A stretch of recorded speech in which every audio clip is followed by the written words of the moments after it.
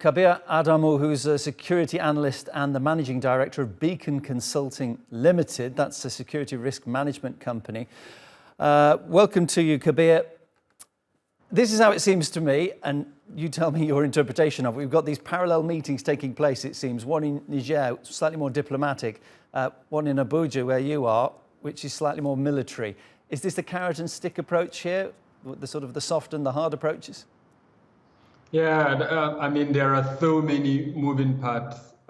Since the coup occurred on the 26th, the developments have been moving at a pace that is increasingly making the situation complex. Apart from the two meetings you mentioned, information has emerged to suggest that the junta has sent a delegation to Mali as well. That this is in addition to their reopening of the borders with Guinea, Mali, and Algeria, as well as their naming of governors across the 8 regions in Niger today. So many moving parts. And yes, you're right. ECOWAS has spoken in a very tough manner, but at the same time, it's also sending a delegation. So yeah, carrot and stick approach. It's acting in a tough manner. What does history tell us, though? Is ECOWAS an effective organisation when it comes to try and get what it wants? I mean, we just heard from a reporter in Nigeria saying that perhaps they're actually trying to cut off the power to Niger, or to limit it to some extent. Does it have an effective means of getting what it wants? So yes, Niger is essentially dependent on foreign aid. It's also dependent on a lot of things from neighboring countries. It's landlocked. Power is supplied to Niger essentially by Nigeria.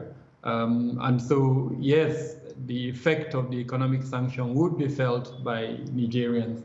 Don't forget that the financial sector too is dependent on almost 100% on foreign components. And so we're hearing a run on banks. They've reduced their ability to issue out cash to Nigerians, their ability to even use platforms that are available on the bank. So all of that would result to huge socio-economic impact on Nigerians, and of course would likely affect the support that the coupists have at the moment.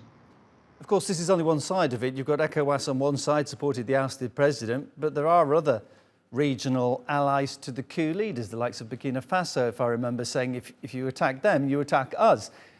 I mean, is there a risk that this could escalate into some kind of wider conflict? Yeah, definitely. And for me, one of the most worrisome developments is the role that Algeria could play. I mentioned earlier on that Niger, the coupists did reopen their border with Niger. We've also seen a release by the Algerian Ministry of Foreign Affairs, where they have opposed the coup, but they are also saying they are not in support of a military intervention in Niger. And I think the fact that the border has been opened is suggestive of the fact that there may be some form of discussions between Niger on the one hand and countries that already have Russian presence. So Mali, as you know, Guinea, and then Burkina Faso have all come out to mention their support to the junta. And now if Algeria kind of joins this mix, then yes, we could see a long played out conflict, or as it were, in Niger.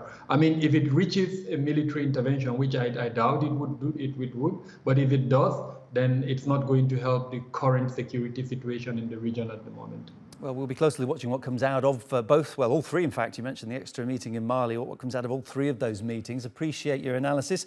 Kabir Adamu, who is from a security risk management company, that's Beacon Consulting.